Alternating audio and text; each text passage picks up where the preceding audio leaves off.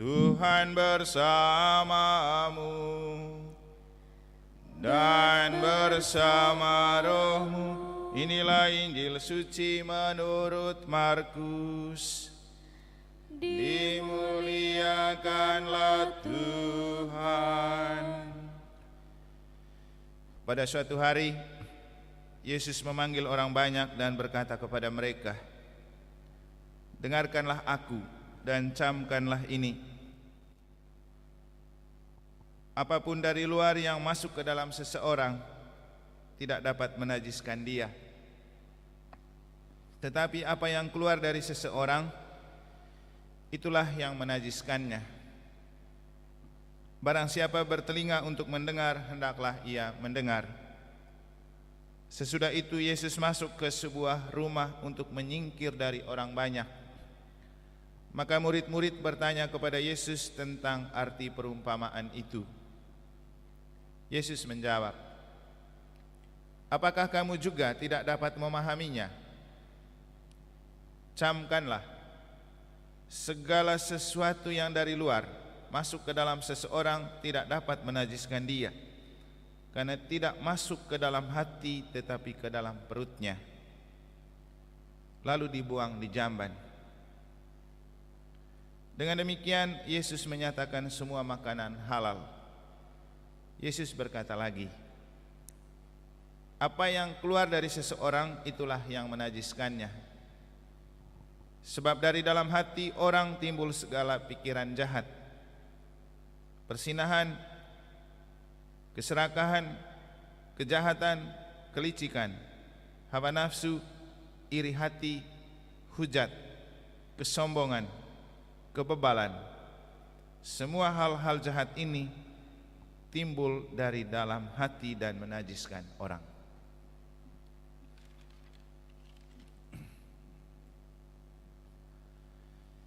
Demikianlah sabda Tuhan.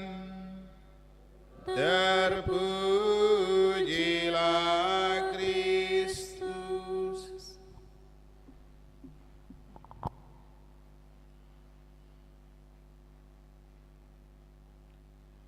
Para suster, Bapak Ibu, saudara-saudari, adik-adik dan anak-anak sekalian yang saya kasihi dalam Tuhan, mengapa jaga hati itu penting? Yesus sudah memberikan jawaban melalui Injil yang telah kita dengar. Karena hati adalah gudang, dasar dan akar dari segala ekspresi dan perbuatan kita. Dan seluruh kehidupan kita berpusat pada hati. Kita jatuh cinta pada orang, berpusat di hati. Kita juga mendua hati untuk jatuh cinta pada orang, semua berasal dari hati. Kita mau bahagia, semua bersumber di hati. Kita merasa sedih, gelisah dan cemas, semua bersumber dari hati. Maka memang hati adalah pusat. Hidup itu untuk bahagia. Tapi tidak akan pernah kita menemukan kebahagiaan kalau kita tidak jaga hati. Maka hati-hati untuk jaga hati. Karena di hati juga ada ular, yaitu iblis yang merayu untuk kita terlena dan tergoda, lalu kita lupa apa pesan Tuhan untuk kita. Maka pada kesempatan ini saya mengajak kita untuk coba melihat hati kita dalam konteks kisah penciptaan manusia. Manusia pertama, Adam dan Hawa. Dalam bacaan pertama kita mendengar bagaimana proses penciptaan manusia itu dilakukan oleh Tuhan. Waktu itu katanya belum ada hujan, tapi tiba-tiba awan naik, lalu ada debu. Debu itulah yang dipakai oleh Tuhan untuk menciptakan manusia. Dan setelah berbentuk, dia menghembuskan nafas.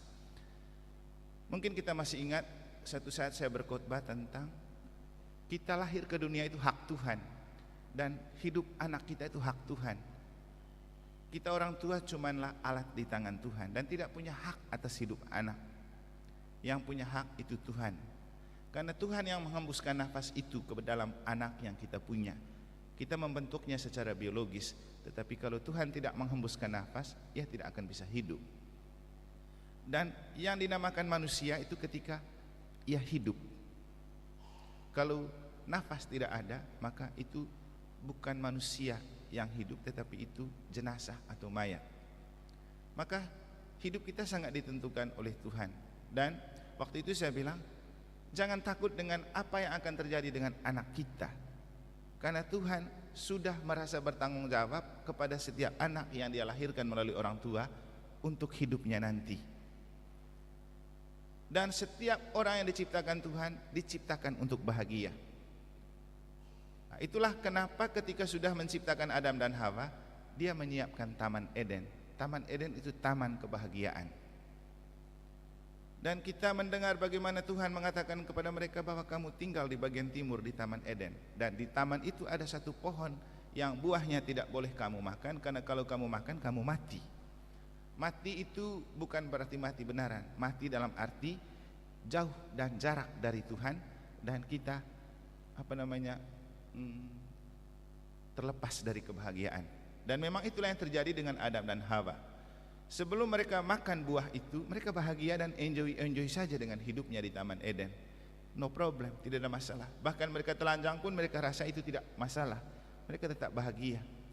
Tapi kebahagiaan itu tercabut dari dalam diri mereka saat mereka ikut rayuan ular untuk makan buah dari pohon yang dilarang Tuhan. Dan saat itulah kebahagiaan itu tercabut dari dalam diri mereka. Buktinya mana? Nanti dalam bacaan selanjutnya kita mendengar ketika mereka sudah makan buah yang dilarang oleh Tuhan, karena lebih dengar kata iblis, maka mereka lari, coba bersembunyi. Sampai Tuhan datang tengok mereka juga, mereka takut. Jadi rasa tidak tenang atau tidak bahagia dan rasa takut itu terjadi karena kita memberikan peluang kepada iblis untuk bermain di hati kita. Kita tidak membiarkan hati dijaga oleh Tuhan, dan kita tidak jaga hati untuk Tuhan. Dan Bapak Ibu, segala hal seperti yang diceritakan dalam Injil, seperti pikiran jahat, persinahan, keserakahan, kejahatan, kelicikan, hawa nafsu, iri hati, hujat, kesombongan dan kebebalan, itu bersumber karena orang tidak bisa jaga hati. Dan masalahnya di setiap hati ada iblis atau ular yang pandai sekali menggoda dan merayu untuk kita gampang mungkin lari ke lain hati dan tidak lagi dengar apa kata Tuhan. Masalah perkawinan itu banyak terjadi karena orang sudah tidak lagi dengar kata hati. Dan mana kata hati yang normal? Kita biasanya ada istilah suara hati, dan suara hati itu pasti selalu benar. Dan itulah suara Tuhan. Sering terjadi dalam hidup kita melawan suara hati. Lalu itu yang menjebak kita dalam persoalan, yang kadang-kadang membuat kita kemudian sadar, aduh, ini karena saya tidak dengar apa kata hati saya pertama. Seandainya saya ikut suara hati saya, pasti tidak jadi begini. Memang seperti itu. Jadi kenapa hati itu berbentuk kata simbol love, lalu ada dua bilik? Karena itu pertempuran yang hebat antara Tuhan dan hantu, Allah dan iblis, pikiran jahat dan pikiran baik. Nah, tadi saya mengatakan kepada kita bahwa kita yang hidup di zaman milenial ini juga adalah ciptaan Tuhan, seperti Tuhan menciptakan Adam dan Hawa. Maka sama seperti Tuhan ketika sudah menciptakan Adam dan Hawa, Tuhan menyediakan bagi mereka Taman Eden untuk mereka hidup bahagia. Nah, untuk kita yang hadir dan lahir di zaman milenial, setelah Tuhan melahirkan kita, menciptakan kita, pasti Tuhan juga anugerahkan kita Taman Eden. Pertanyaannya, di mana Taman Eden itu ada? Bukan Taman Eden, Taman Firdaus. Ya, Taman Eden lah. Di mana Firdaus itu ada? Bukan tidak ada. Jadi kepada setiap orang dianugerahi Taman Firdaus itu. Dan di dalam taman itu ada sebuah pohon kebijaksanaan yang diberikan oleh Tuhan untuk menjaga kita. Jangan sampai kita makan itu pohon punya buah. Bapak Ibu, kalau dikaji lebih dalam, bila Tuhan menganugerahkan Taman Eden atau Taman Firdaus kepada Adam dan Hawa untuk mereka bahagia, maka kesimpulannya Taman Eden atau Taman Firdaus adalah kebahagiaan. Maka setiap orang diciptakan untuk bahagia. Dan di manakah pohon yang menjaga kebahagiaan? Hati adalah pohon terlarang, pohon yang buahnya terlarang. Karena di dalam bacaan tadi Tuhan bilang, jangan kamu makan satu pohon itu punya buah, karena dialah pohon kebijaksanaan yang membuat kamu bisa membedakan mana yang jahat dan mana yang tidak, mana yang baik dan mana yang jahat. Dan kita tahu fungsi suara hati itu apa? Membedakan apa yang jahat dan apa yang baik. Itu kan fungsi suara hati. Maka pohon itu ada di hati. Dan memang Bapak Ibu, kalau kita jaga hati untuk hal yang baik, pasti kita bahagia. Tapi kalau kita tidak jaga hati atau membiarkan hati untuk kejahatan, itu yang membuat kita bahagia dan tidak tenang, kan gitu. Maka kalau diambil atau dibahasakan secara logis, kalau kamu makan buah pohon itu, kamu akan mati. Dan kalau kita sering makan hati, maka kita akan mati.